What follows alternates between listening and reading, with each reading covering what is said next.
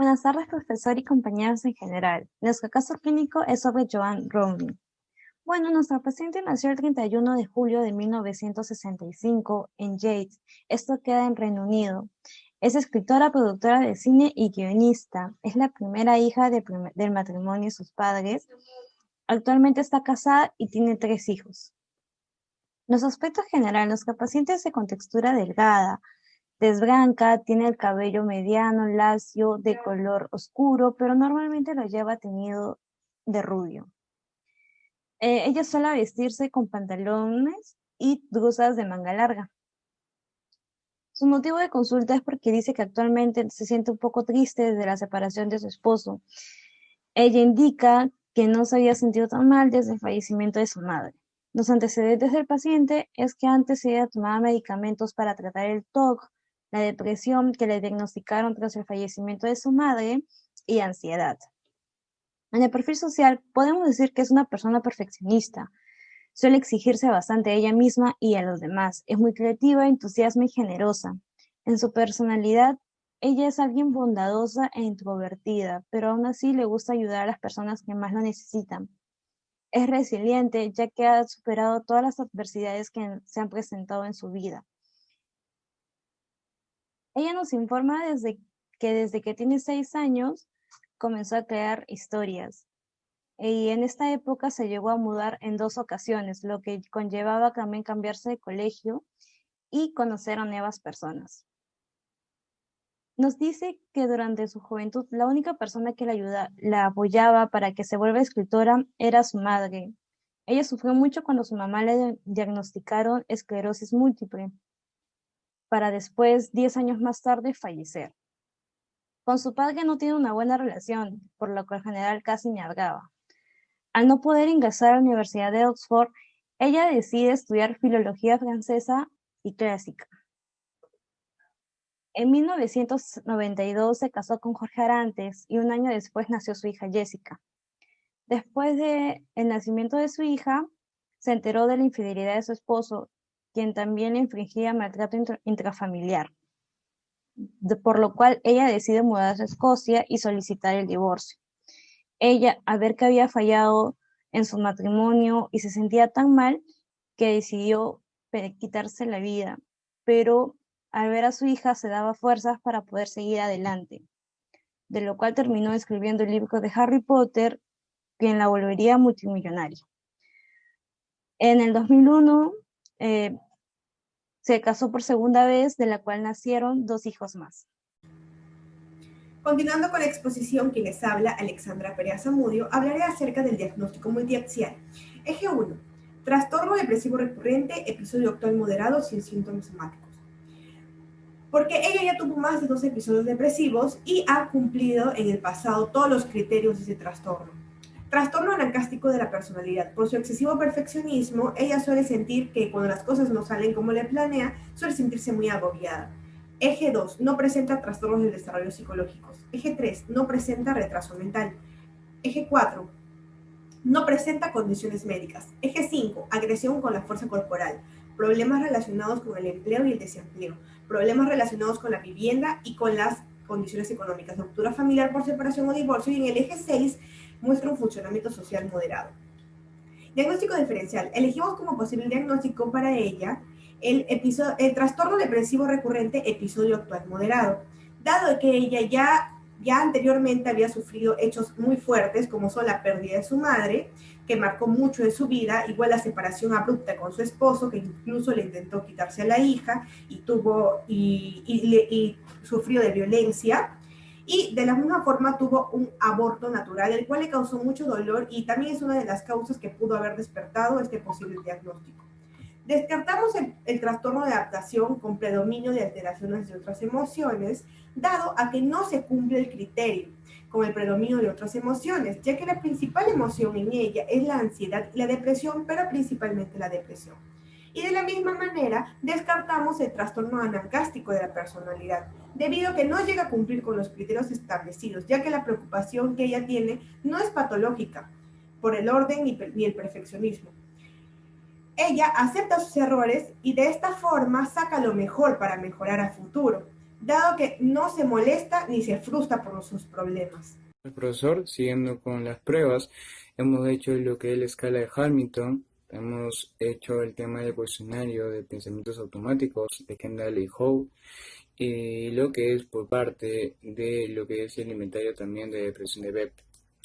También tenemos que el análisis funcional, el estudio, el estímulo de discriminación, tenemos internos como externos. El interno es recordar que su madre ha fallecido, también el maltrato que surgió por parte de su esposo, adicionado al tema de necesidades económicas que mantuvo. De manera externa, de recargar el tema del escrito de sus libros, cuando escribía su libro, cuando está sola, o cuando ve a una madre con una hija sola. Adicionalmente a ello tenemos el comportamiento. El comportamiento, por ejemplo, pues de las emociones que hemos encontrado, sería tristeza, arrepentimiento y culpa.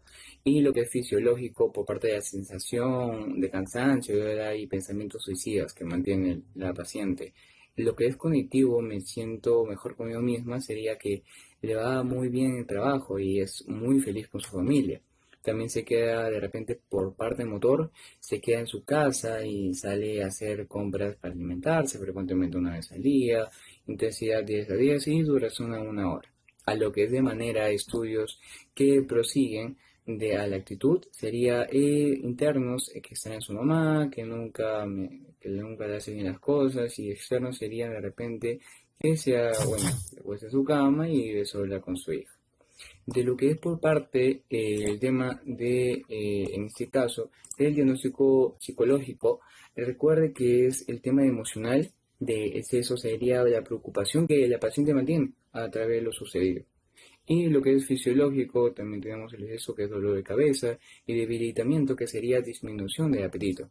De lo que es por cognitivo, tenemos lo que es exceso, que es pensamientos relacionados al fracaso, que mucho lo relaciona con lo que le ha pasado, y debilitamiento, pensamientos sobre si podrían quitarle a su hija, que es un peligro para ella, porque se siente preocupada, es una madre que vive sola en realidad. Y lo motor en sí también es el exceso, que es huir, y lo que es debilitamiento, dificultades para la atención hacia sí misma y su hija. Gracias. Tratamiento psicoterapéutico. Terapia cognitiva conductual. Se enfoca en cómo controlar la depresión, de modo que se pueda usar el control en el presente y en el futuro. Las 8 sesiones de terapia se dividen en 3 módulos: en cómo tus pensamientos afectan cómo te sientes, cómo tus acciones afectan en cómo te sientes y cómo tus relaciones interpersonales afectan también en cómo te sientes. En este tipo de tratamiento buscamos cosas que puedan ayudar en la vida diaria, en pensar, actuar o sentir. El efecto más importante que puede tener este tratamiento es que aprenda a entender y manejar las cosas que afectan tu estado de ánimo. De la misma forma, se derivará al área de psiquiatría para su evaluación respectiva y una posible utilidad de fármacos. Sesión 1. Termómetro de ánimo. En esta sesión utilizaremos la técnica de programación de actividades. Primero, haremos la presentación. Compartiremos su información personal. Reglas para las sesiones de terapia. En tercer lugar, introducir el tema sobre cómo los pensamientos afectan el estado de ánimo. En cuarto lugar, explicar el propósito de la terapia. En quinto lugar, el cierre de sesión y discusión del proyecto personal. En este caso, haremos el ejercicio del termómetro del ánimo y lo va a completar en todas las semanas. Y cada día, diariamente, se verá cómo se siente. Sesión 2. Registro de pensamientos. Programación de actividades. Técnica. Hacer un breve resumen de la sesión anterior. Hacer la pregunta: ¿qué son los pensamientos? Los pensamientos afectan tu estado de ánimo, cómo te sientes, cómo suelen pensar las personas con depresión. Hacer estas preguntas de forma abierta, propiciando una lluvia de ideas en torno a pensamientos típicos de las personas con depresión. Tercero, identificar y discutir los diferentes estilos de pensamientos: negativos, positivos, inflexibles, enjuiciadores, destructivos, innecesarios. Hacer ver el lado positivo de las cosas. Por último, hacer el proyecto personal, continuar llenando el termómetro del ánimo. Deberíamos llevar un registro de los pensamientos. Sesión 3. Jerarquía de mis preocupaciones. Técnica, asignación de tareas graduales. Primero, un repaso y hacer un breve resumen de la sesión anterior. 2. Aumentando los pensamientos que producen un mejor estado de ánimo. 3. Disminuir los pensamientos que te hacen sentir mal. Y por último, escribiremos en una hoja todo lo que nos preocupa como lluvia de ideas y lo jerarquizamos desde lo que consideramos problemas más pequeños hasta los más preocupantes. Sesión 4. Razonamiento emocional.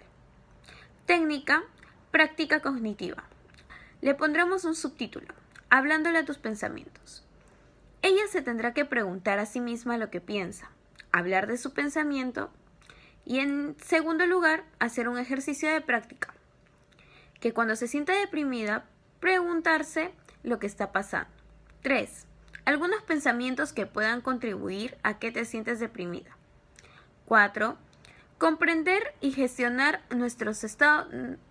sus estados de ánimo, ya que nuestras emociones no son siempre indicativas de una verdad objetiva. Sesión 5.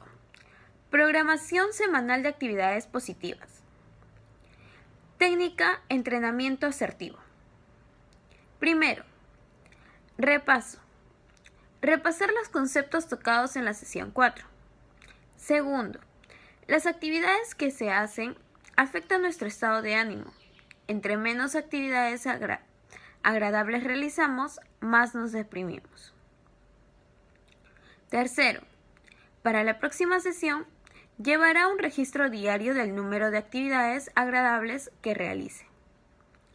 Por último, si se presentan obstáculos para realizar las actividades agradables, puede escribir en su registro de actividades y discutir en la siguiente sesión. Sesión 6. Programación de actividades positivas. Entrenamiento asertivo. Primero, el repaso. Segundo, la pregunta de cómo se siente. Tercero, recordar las actividades hechas. Cuarto, recordar las actividades agradables que no gasten dinero, como por ejemplo los ejercicios, estar en cama relajado. 5. Anticiparse a los problemas. En la sesión 7 veremos la prevención de pensamientos intrusivos. Práctica cognitiva. Es la técnica. Primero, decirle que hable con sus pensamientos. Segundo, pedirle al paciente que piense en una situación con esta persona a la que se le hace difícil ser asertivo. Tercero, aplicar destrezas de comunicación y escucha activa. Cuarto, cambiar pensamientos sobre otras personas. Por último, en la sesión 8, la técnica utilizada será el entrenamiento asertivo. Primero, hacer preguntas sobre la semana del tratamiento y cómo ha podido ayudar a través de su vida diaria. Segundo, explicar que el contacto con otras personas es importante para su estado de ánimo porque ellas pueden compartir experiencias agradables con ella. Tercero, explicar que las relaciones pueden ayudar a mejorar tu vida. Y cuarto, indicar que terminaron con el contenido del manual de la terapia. Muchas gracias.